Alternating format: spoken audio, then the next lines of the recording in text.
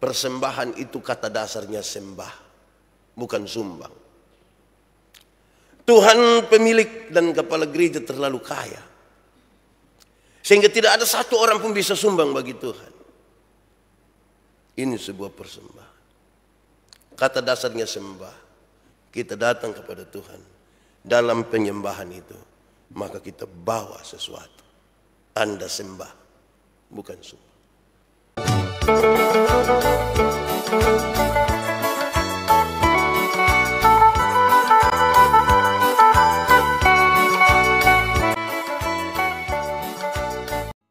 Mari berdoa. Ya Tuhan, tolonglah kami di pagi hari ini. Yang paling indah buat kami adalah kami mendengar firman-Mu dalam persekutuan ini. Tapi Tuhan sungguh tahu keterbatasan kami. Kami orang berdosa dan karena itu sungguh tidak mungkin kami memahami kehendak-Mu apalagi melakukannya. Tolonglah kami oleh Roh Kudus-Mu. Biar hari ini kami diberi kekuatan dan kemampuan untuk mengerti kehendak-Mu, dan lebih daripada itu kami dimampukan untuk menjadi pelaku-pelaku firman-Mu. Tuhan, jauhkan semua penggoda pencobaan. Biar dalam damai-Mu kami belajar firman Tuhan. Terima kasih Tuhan, kami rindu pada firman-Mu. Berfirmanlah bagi kami Tuhan. Di dalam nama Yesus, firman yang hidup itu kami berdoa. Amin. Bapak Ibu Saudara-saudara, tema yang ditetapkan oleh Majelis Sinode Gemit untuk ibadah hari ini yaitu persembahan untuk pekerjaan pelayanan. Persembahan untuk pekerjaan pelayanan. Pembacaannya terambil dari pertama Tawarik pasal 29 ayat 10 sampai ayat yang ke-19. Pertama Tawarik pasal 29 ayat 10 sampai ayat yang ke-19, firman Tuhan berkata demikian. Nyanyian pujian Daud. Lalu Daud memuji Tuhan di depan mata segenap jemaat itu. Berkatalah Daud, terpujilah Engkau ya Tuhan Allah Bapa kami Israel, dari selama-lamanya sampai selama-lamanya. Ya Tuhan, punya mula kebesaran dan kejayaan, kehormatan, kemasyhuran dan keagungan. Ya, segala-galanya yang ada di langit dan di bumi. Ya Tuhan, punya mula kerajaan dan Engkau yang tertinggi itu melebihi segala-galanya sebagai kepala. Sebab kekayaan dan kemuliaan berasal daripada-Mu dan Engkaulah yang berkuasa atas segala-galanya. Dalam tangan-Mu lah kekuatan dan kejayaan. Dalam tangan-Mu kuasa membesarkan dan mengokohkan segala-galanya. Sekarang, ya Allah kami bersyukur kepadamu dan memuji nama-Mu yang agung itu. Sebab siapakah aku ini dan siapakah bangsaku, sehingga kami mampu memberikan persembahan sukarela seperti ini. Sebab daripada-Mu lah segala-galanya dan dari tangan-Mu sendirilah persembahan yang kami berikan kepadamu. Sebab kami adalah orang asing di hadapan-Mu dan orang pendatang, sama seperti semua nenek moyang kami, sebagai bayang-bayang hari-hari kami di atas bumi, dan tidak ada harapan. Ya Tuhan, Allah kami, segala kelimpahan bahan-bahan yang kami sediakan ini untuk mendirikan bagi-Mu rumah, bagi nama-Mu yang kudus, adalah dari tangan-Mu sendiri dan punya-Mu lah segala-galanya.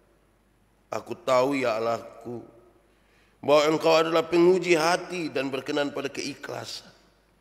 Maka aku pun mempersembahkan semuanya itu dengan sukarela dan tulus ikhlas. Dan sekarang umat-Mu yang hadir di sini telah kulihat memberikan persembahan sukarela kepadamu dengan sukacita. Ya Tuhan Allah Abraham, Ishak dan Israel, Bapa-bapa kami, peliharalah untuk selama-lamanya kecenderungan hati umat-Mu yang demikian ini, dan tetaplah tujukan hati mereka kepadamu. Dan kepada Salomo anakku, berikanlah hati yang tulus, sehingga ia berpegang pada segala perintah-Mu dan peringatan-Mu dan ketetapan-Mu, melakukan segala-galanya dan mendirikan bait yang dipersiapkannya telah kulakukan. Demikian firman Tuhan. Berbahagia setiap orang yang mendengar firman, memelihara dan melakukan dalam hidup setiap hari. Shalom. Sekali lagi shalom. Hari ini kita bicara lagi soal persembahan. Saya mulai dengan dua hal mungkin kita pernah alami. Pertama, saudara, dalam beberapa kali ibadah, karena ibadah itu melibatkan banyak orang. Ada yang agama Kristen, ada yang bukan agama Kristen. Waktu persembahan jalan, saya lihat yang bukan Kristen dan cepat-cepat rogoh dompetku, ambil uang, isi. Saya pikir ini kira-kira waktu dia taruh itu apa yang dia pikirkan? Ini sumbangan kah? Itu pengalaman. Mungkin saudara pernah lihat. Atau misalnya kita juga ikut gereja begini ada persembahan terus tidak bawa. Korek ame satu di sebelah. Sorong ame dulu teh. Ya kira-kira begitu. Ini soal persembahan. Kedua, saudara, tadi malam saya pulang dari Semau. Ada orang tua satu yang bawa perahu antar saya. Memang beberapa kali saya pergi dia yang antar. Waktu keluar agak gelombang sedikit. Saya bayangkan ini orang baru pulang dari Kupang, kenapa dia pulang antar saya lagi? Saya coba renungkan, mungkinkah karena uang saja? Saya pikir-pikir karena saya duduk sendiri-sendiri. Saya pikir mungkin juga tidak. Cara dia memperlakukan saya, kan dia tahu saya pendeta. Cara dia untuk dia melayani sampai saya turun darat itu. Saya membayangkan mungkin bukan karena uang saja. Tapi dia betul-betul ingin membantu supaya proses mulai dari saya pergi ke sana sampai saya pulang dan melayani pagi ini di sini. Mungkin itu saja yang bisa dilakukan. Tapi itu sudah cukup menolong. Bayangkan kalau tadi malam dia bawa perahu bukan jalan begini tapi jalan begini. Oh, itu kan susah juga kita. Itu dua hal awal yang ingin saya sampaikan untuk kita memahami sebentar soal persembahan. Saudara, ada banyak orang telah memberi persembahan. Saya dan saudara mungkin sudah memberi persembahan dan saya kira ini saatnya untuk kita merenungkan, untuk kita melihat kualitas dari persembahan yang kita berikan. Kualitasnya, bukan jumlah. Mutu dari persembahan yang kita berikan. Saudara-saudara, karena itu di awal saya ingin bertanya untuk kita renungkan. Setiap kali bicara dan mendengar tentang persembahan, apa yang saudara pikirkan? Setiap kali berbicara atau mendengar tentang persembahan, apa yang saudara pikirkan? Uangkah? Tenaga? Waktu? Diri? Atau apa saja yang saudara pikirkan tentang persembahan? Saudara-saudara, kita lihat dulu artinya. Pertama, arti tentang persembahan. Berulang-ulang kali saudara dengar dari apa yang saya katakan. Persembahan itu kata dasarnya sembah, bukan sumbang. Tuhan pemilik dan kepala gereja terlalu kaya, sehingga tidak ada satu orang pun bisa sumbang bagi Tuhan. Ini sebuah persembahan. Kata dasarnya sembah. Kita datang kepada Tuhan dalam penyembahan itu, maka kita bawa sesuatu. Tanda sembah, bukan sumbang. Dalam gereja kita mengenal ada persembahan syukur, diakonia, nasah, persepuluhan, kira-kira begitu untuk persembahan. Yang kedua tentang pekerjaan pelayanan. Itu tadi arti persembahan. Sekarang arti dari pekerjaan pelayanan. Kamus Besar Bahasa Indonesia mengungkapkan, memberi keterangan bahwa pelayanan itu adalah suatu usaha untuk menolong, menyiapkan atau mengurus apa yang dibutuhkan oleh orang lain. Menolong mempersiapkan atau mengurus apa yang dibutuhkan oleh orang lain. Jadi bicara tentang pelayanan itu bicara tentang kita dan pihak lain. Itu menurut kamus lah begitu. Tapi apa kata Alkitab, saudara?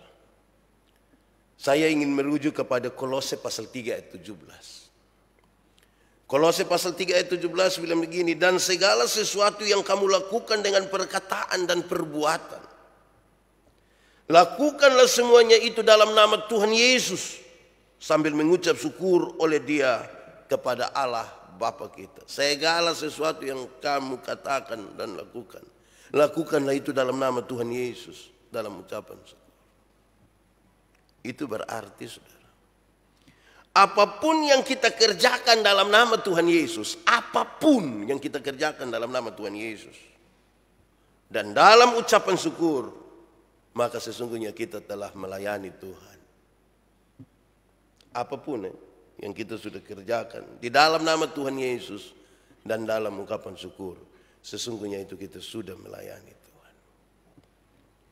Itu menarik, saudara, supaya kita tidak usah pisahkan terlalu jauh antara pekerjaan hari-hari dengan pelayanan. Lebih lanjut, saudara-saudara, itu berarti, saudara, karena kita melakukannya di dalam nama Tuhan Yesus, maka di dalamnya sudah harus kita lakukan dengan segenap hati. Dan kita lakukan seperti untuk Tuhan. Lakukan dengan segenap hati dan seperti untuk Tuhan. Kolose pasal 3 ayat 23. Apapun lakukanlah dengan segenap hati dan seperti untuk Tuhan. Setelah kita memahami dua hal ini, pengertian persembahan, pengertian dari pelayanan, baru sekarang kita membedakan antara pekerjaan pokok, pekerjaan setiap hari untuk mendapatkan uang dan sebagainya, dan memberi persembahan sebagai ungkapan syukur kita kepada Tuhan. Yang kita bedakan, pekerjaan tiap hari untuk mendapatkan nafkah dan memberi sebagai ungkapan syukur kita kepada Tuhan. Kepada kita diberi kesempatan untuk merenungkan pembacaan ini. Saudara-saudara, konteks dari pembacaan ini adalah persembahan untuk pembangunan bait suci. Memang Daud menggagas, tapi nanti di anak Salomo yang bangun. Konteksnya ada di situ. Persembahan untuk pembangunan bait suci. Ayat 1 sampai 9 sebelum pembacaan tadi kita tahu itu. Semua itu Daud berikan sebagai tanda syukur. Semua itu Daud berikan sebagai tanda syukur dan cinta akan Tuhan. Sekaligus dia mengajak orang lain untuk dengan sukarela memberikan sebagai ungkapan syukur. Dari Daud bagi rumah kudus, aku dengan ini memberikan kepada rumah Allahku dari emas dan perak, kepunyaan Daud sendiri. Dirincikan begini. Emas untuk barang-barang emas, perak untuk barang-barang perak, tembaga untuk barang-barang tembaga, besi untuk barang-barang besi, dan kayu untuk barang-barang kayu, batu permata, soham dan permata tatahan, batu hitam dan batu permata yang berwarna-warna, dan segala macam batu mahal-mahal yang sangat banyak, pualam yang diberikan oleh Daud. 3.000 talenta emas dan emas Ofir. 3.000 talenta. 1 talenta itu kira-kira 34 kilogram. Ya, potong kali, kalau kali 3.000 banyak itu. 7.000 talenta perak untuk menyalut dinding ruangan, yakni emas untuk barang-barang emas, dan seterusnya perak untuk menyalutnya. Lalu para kepala puak dan para kepala suku Israel dan para kepala pasukan 1.000 dan pasukan 100 dan para pemimpin untuk raja menyatakan kerelaan mereka menyerahkan untuk rumah ibadah, pembangunan rumah ibadah itu. Mereka serahkan 5.000 talenta emas, 10.000 dirham, 10.000 talenta perak, 18.000 talenta tembaga, 100.000 talenta besi, dan batu permata. Ini banyak. Pokoknya nanti kita lihat banyak betul sekali itu pemberian-pemberian. Lalu saudara, apa pesannya bagi tema ini? Saudara, saya catat-catat ini tema tadi malam terlalu banyak. Akhirnya saya ringkaskan dia jadi tinggal 14 pesan. Lumayan toh, hafal satu atau catat satu itu baik. Tapi saya tidak panjang karena mau ada ibadah kedua. Pertama saudara, persembahan yang paling pertama itu adalah persembahan hidup. Persembahan yang paling pertama itu mesti persembahan hidup. Itu yang paling penting. Mempersembahkan diri itu paling penting. Jangan omongin persembahan lain kalau diri belum kita berikan kepada Tuhan. Yang paling berharga dalam hidup kita adalah diri kita sudah. Dan kita pun diri ini yang kita mau kasih kepada Tuhan. Itu poin pertama. Lagi 13. Poin kedua, memberi persembahan dari apa yang ada pada kita. Jangan dari apa yang tidak ada pada kita. Yang ada pada kita itu nak kasih. Tidak ada, tidak usah. Jangan ame orang punya bawa datang bikin kayak kita pun. Jangan. Yang kita punya itu yang kasih. Bukan soal nilai, bukan soal jumlah. Tapi berikanlah dari apa yang ada padamu. Pembacaan kalau kita baca dari ayat 1 sampai ayat 19 kita jelas dapat menemukan poin-poin ini. Berikanlah dari apa yang ada padamu. Jangan dari yang bukan ada padamu. Sudah 2. Mulai 12. Ketiga, berikanlah yang paling baik. Persembahan itu, persembahkanlah yang paling baik. Jangan suruh baru kita kasih. Jangan tunggu ke besok dia kada luar sebulan hari buat cepat-cepatan. Jangan. Yang terbaik itu yang kita mau kasih kepada Tuhan. Yang paling baik. Karena kita berikan kepada Tuhan, bukan kepada manusia. Kok kepada manusia saja botong kadang-kadang botong berpikir yang baik dulu botong kasih. Apalagi kita berikan kepada Tuhan. Saya bilang berikan yang terbaik, bukan yang termahal. Terbaik. Jangan sampai yang tidak baik. Keempat, berilah persembahan dengan kemauan atau cinta akan Tuhan. Harus dari kemauan hati dan cinta akan Tuhan. Sebab kalau kita punya hati tidak mau dan tidak akan cinta Tuhan, potong beban. Saudara bisa bayangkan ini, saudara datang masuk angka ame envelope di situ kan tidak ada yang lihat toh. Kita lihat sudah. Jadi harus dari cinta. Saudara bisa bayangkan kalau memberi kepada yang dicintai.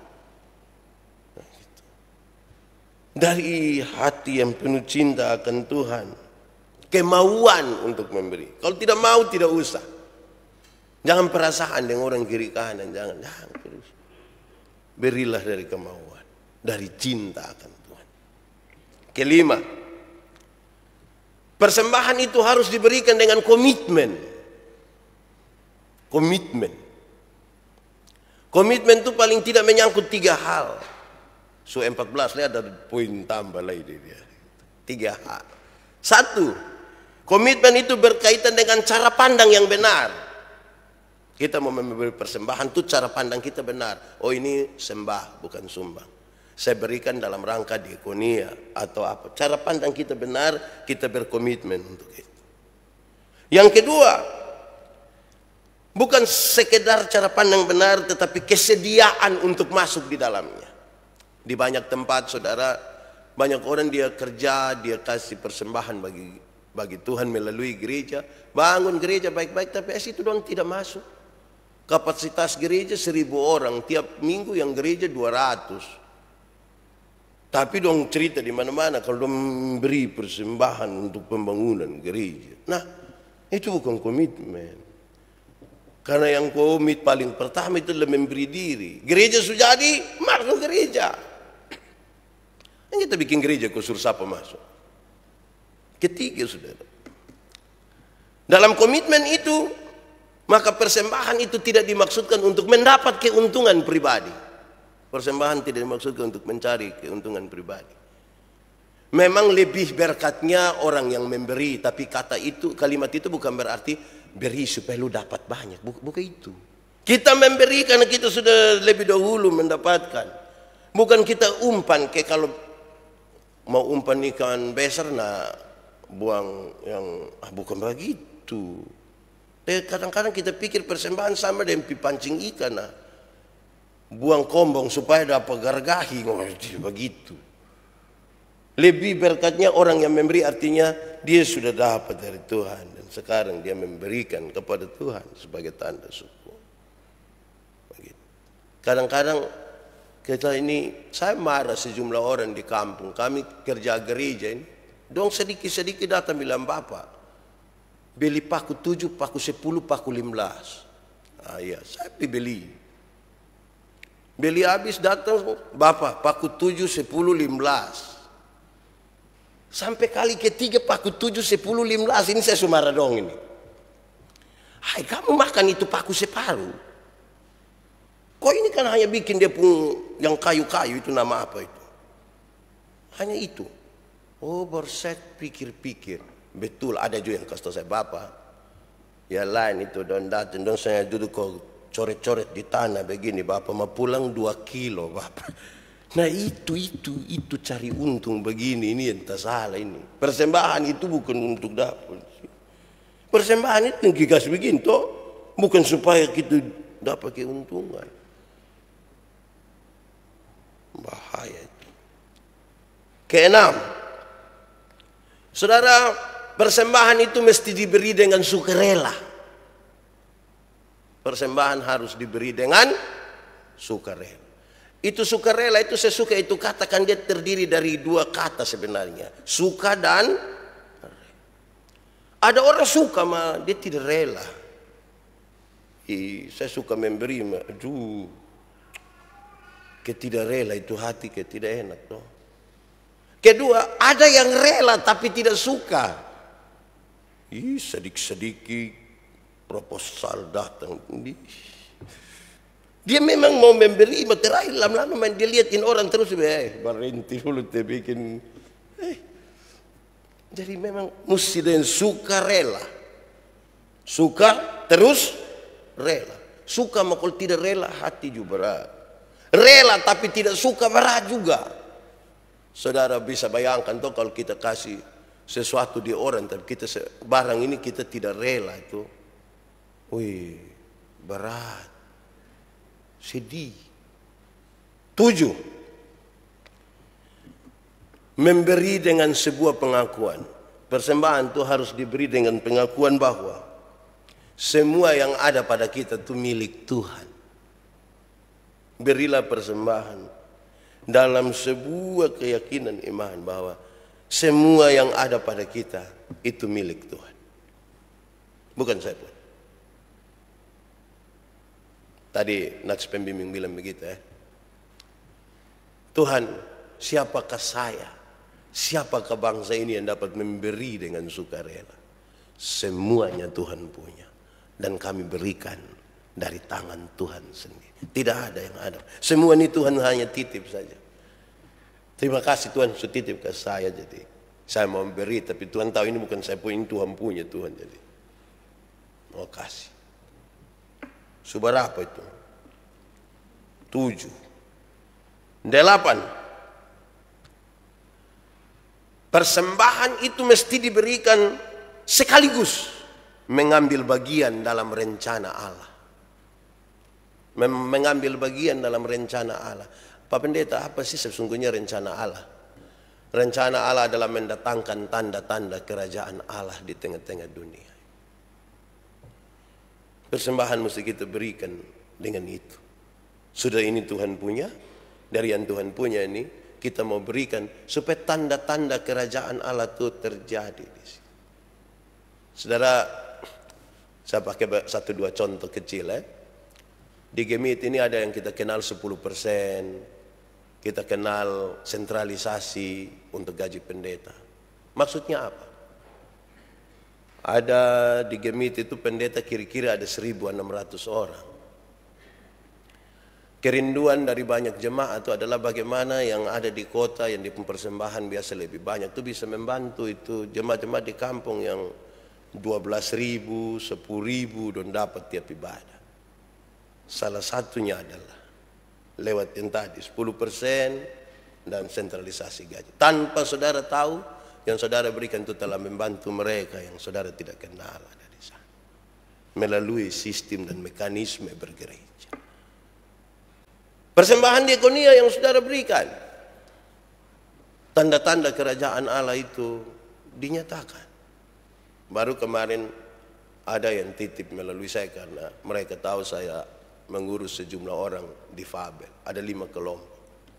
Pak Pendeta titip buat orang. Ada jumlah. Itu orang donjo tidak ketahui siapa yang memberi. Donjo tidak tahu itu orang don siapa. Tapi itu supaya mereka yang susah itu kan ini Pertalite, Sunai lah ini, wih. Semua susah habis. Beli apa juga susah. Itu orang dong yang cacat itu mereka juga susah dapat, toh. Tapi ada yang titip ini pasal pendiakonia. Kasih. Jadi ambil bagian dalam rencana Allah. Amin kok? 8. 9. Persembahan itu harus diberi dengan hati yang penuh dengan ketulusan. Ini sepertinya berulang, tapi saya ingin menekankan sesuatu yang lain di sini. Karena saya baca teks ini ketika di bagian-bagian akhir dari pembacaan tadi itu disebutkan begini. Daud bilang begini, Tuhan engkau yang menguji hati. Tuhan yang tahu. Manusia melihat dari apa yang kita berikan, tapi Tuhan menguji hati dan Tuhan yang tahu sebuah hati. Tidak mungkin saya tipu Tuhan, tidak mungkin Tuhan yang paling tahu. Jadi ini kalau saya bilang saya tulusin tulus. Berarti dalam persembahan itu dia lebih memandang kepada Tuhan dan bukan kepada manusia. Dia lebih memandang kepada Tuhan. Hati yang berisi, hati yang tulus kepada Tuhan. Ke-10. Saudara, persembahan yang kita berikan itu harus didapat dari cara yang benar. Ya, kita mau beri persembahan ini. Katakanlah persembahan itu adalah uang. Itu uang yang kita dapat itu mesti dapat dari cara yang benar. Supaya bukan pijudi baru habis itu datang kasih persembahan. Itu cara salah. Karena saya bawa materi keliling-keliling ini dong suka tanya saya, Pak, bagaimana kalau orang dapat kupon putih baru dia kasih persembahan? Tidak usah kasih. Cara tidak benar. Cara benar itu yang kasih. Usaha Tuhan berkati itu usaha, terus itu yang kita kasih. Orang puhak jangan rampas baru bawa datang pi gereja. Dia pitahan sopir, ini untuk pembangunan, cepat. Jangan itu, tak salah itu. Persembahan yang kita berikan itu harus didapat dengan cara yang benar, bukan cara yang tidak benar. Tapi kita ini kadang-kadang, saya rasa kita ini punya pengalaman masing-masing. Tapi saya pernah bilang pada saudara, ada orang yang dia uang tinggal 10.000 ini terus dia berdoa, Tuhan ini uang tinggal 10.000, sing kita makan apa? Doa habis, pas keluar ada yang ajak, kawan, judi kok, kartu kok, 10 sah. Wih, baru dia rasa uang le 10, orang tawar 10.000. Wih, jangan sampai ini jawaban doa. Nah, ini cara sudah salah ini sudah tidak betul. Ada satu pak dan dia pu istri jalan-jalan, don dapat uang 2.000 di situ. Dia pu istri mau tondok, kok ambil, dia pu istri bilang, Mama, jangan. Kenapa? Itu bukan kita punya. Tapi kan tidak ada yang lihat, toh Bapak. Sekalipun tidak ada yang lihat. Ingat, itu bukan kita. Dia pun istri tidak ambil. Dan jalan lewat sampai sana, dapat dia uang 100.000. Sekarang bukan mam tua yang mau tondok, bab tua yang mau tondok ambil. Jadi dia pun istri bilang, "Bapak, jangan. Jangan." Kenapa? Itu bukan kita punya. Tapi dia pun suami bilang, "Mama, tapi kan tidak ada yang lihat." Tadi Bapak bilang, sekalipun tidak ada yang lihat, itu bukan kita pun. Terus dia pun suami bilang, "Mama, coba mama pikir baik-baik. Satu hal yang sama ini Tuhan izinkan terjadi 2 kali hari ini. Jangan sampai Tuhan ada maksud, mamanya." Memang tantangan juga ya. Doi kecil ini gampang kotong abaikan, doi mulai agak besar ini, kotong tergoda juga. Terus kita mulai melibatkan Tuhan di situ seolah-olah bilang, "Yo, itu cara ada betul itu." Seberapa? 11.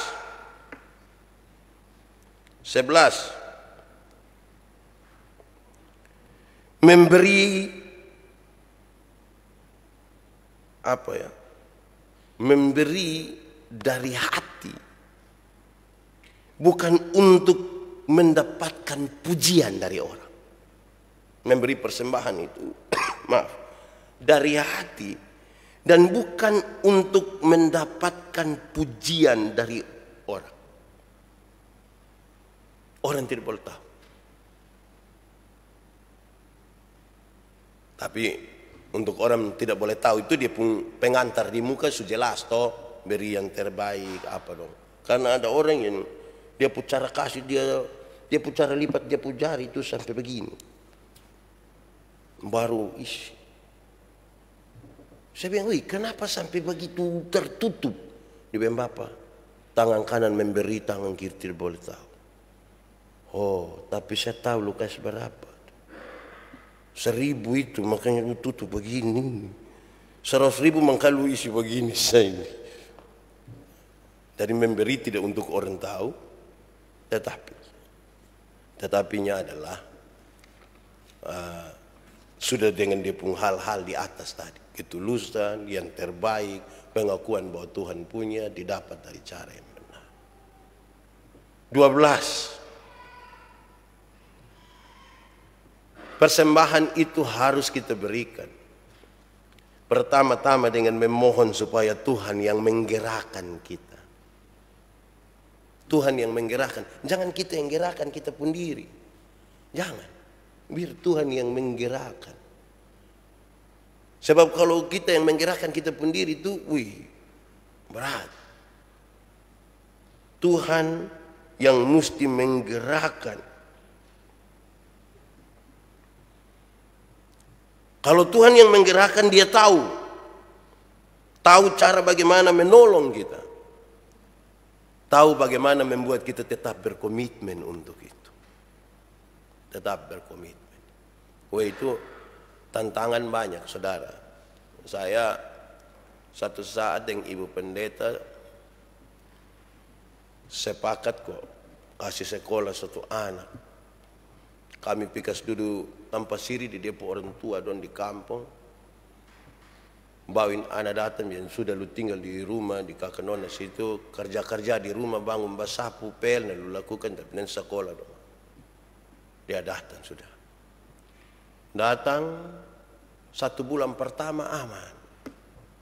Mulai masuk bulan kedua kan kita pikir, harus beri itu yang terbaik. Jadi beli kes dia HP 1 yang memang yang center saja dibeli. Waktu dari kampung datang saya tanya, "Lu kenal siapa di Kupang?" "Tidak ada, Bapak." Ini mantap ini. Masuk bulan kedua dia sudah ada kakak di Kupang. Dia ada om lagi. Itu saudara bisa rasa saya puas hati ya.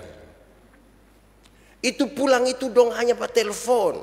Saat pulang begini, piring kotor ada banyak di situ jadi di kakak nona rumah. Saya lihat dia telepon, saya terus tangan baju begini cuciin piring dong. Saya kan super komitmen, tidak mau marah. Saya cuci habis nih, saya pu istri lihat bapak lebih omong dendong, lebih omong. Saya panggil dia, dua orang sebenarnya. Saya panggil dong, saya bilang begini, woi, saya pendeta urus ribuan jemaat, mah HP mati juga. Kamu dua ini saya rasa tidak pernah kasih HP bahwa rahasia negara apa yang terlalu. Coba kasih tahu saya dulu. Ternyata itu kalimat buat dia tersinggung. Pulanglah. Masuk bulan ketiga izin pulang ke kampung lihat orang tua. Woi, tahu toh ini pulang dari keluarga pendeta mesti bawa kopi sedikit. Itu yang dia sudah tidak kembali. Apakah kami berhenti? Saya bilang, ibu, kita sudah berdoa, sudah berkomitmen. Cari di kampung. Tapi bukan untuk bawa lagi datang di Kupang. Lu di kampung sini, lu mau sekolah di mana, kami sudah berkomitmen dengan Tuhan. Nah, jadi sekolah di situ. Tetap saya ada ibu. Saya cek di pengguruin anak pun pemalas tidak ada dua. Tapi kan kita komitmen. Pas habis, ya dia lulus juga. Habis ibu bilang, papa, berhenti. Ya saudara lihat ya, kalau komitmen kita bangun sendiri itu saudara. Wah susah, karena kita lagi berhadapan dengan orang yang belum tentu pas dan bertumpu. Belum tentu. 13. Memberi persembahan itu saudara. Memberi persembahan itu tadi kita sudah bicara tentang hati, tentang nilai, bukan nilai, hati, terus kita bicara tentang bukan jumlahnya. Maka sesungguhnya persembahan itu haruslah hati. Saya mau bedakan bagaimana ini hati tulus persembahan diri dengan apa yang saya maksud ini. Maksudnya begini, Tuhan itu karena dia melihat kita punya hati, maka mestinya bukan nilainya yang kita perhitungkan supaya kemudian persembahan itu tidak boleh ada yang banding-banding lah begitu. Tidak boleh. Kalau saya punya 1 juta rupiah, saya memberi 100.000 dari segi nilai. Lebih besar dari orang yang punya 50.000 dan dia hanya memberi 5.000. Dari segi nilai itu 100.000 lebih besar. Tetapi bukan itu yang menjadi catatan nilainya. Supaya orang tidak boleh membandingkan. Tidak boleh. Itu janda yang memberi 2. Itu dia beri dari apa yang ada padanya dan semua yang ada padanya. Ada yang mungkin bisa beri lebih, tapi bukan dari ketulusan hati yang sempurna untuk itu. Terakhir, 14. Bapak Ibu saudara-saudara, persembahan itu kita bawa kepada Tuhan. Itu yang paling penting. Dibawa kepada Tuhan. Sebenarnya ini sudah ada di ujung-ujung yang ketemu, tapi saya mau kasih tahu. Ini bukan, walaupun tujuan kita diakonia, walaupun tujuan kita apa-apa, tapi yang kita bawa itu, kita mau bawa kepada Tuhan. Beda ya kalau saudara dan saya bawa kepada manusia dan kita bawa kepada Tuhan. Itu dua hal yang beda sekali. Kalau bawa kepada Tuhan, kita bisa menjaga dengan baik, Karena itu saudara, saya sarankan datang ke gereja mau kasih persembahan tuh lebih baik pulang hari Minggu begini, angka bahwa memang ini apa? Itu amplop di situ, malam Minggu begitu, nah sembahyang memang sudah, sembahyang memang persembahan, kau isi babai, rapi-rapi babai baru datang kok. Jangan sampai sini baru raba sana.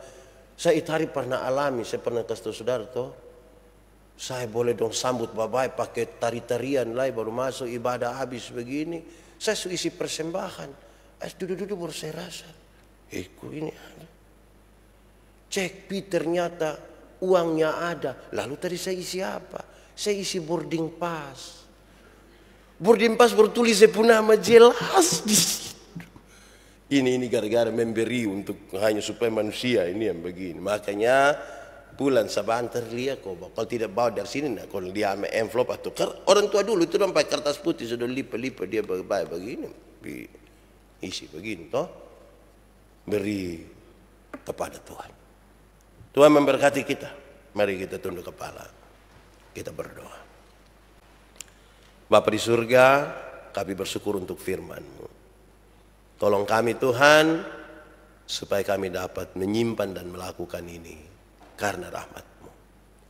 Biarlah persembahan diri dan semua persembahan itu kami bawa hanya kepada Tuhan. Kami tahu apa yang Tuhan mau bagi kami, sekaligus kami melakukan karena Tuhan yang menolong kami. Amin.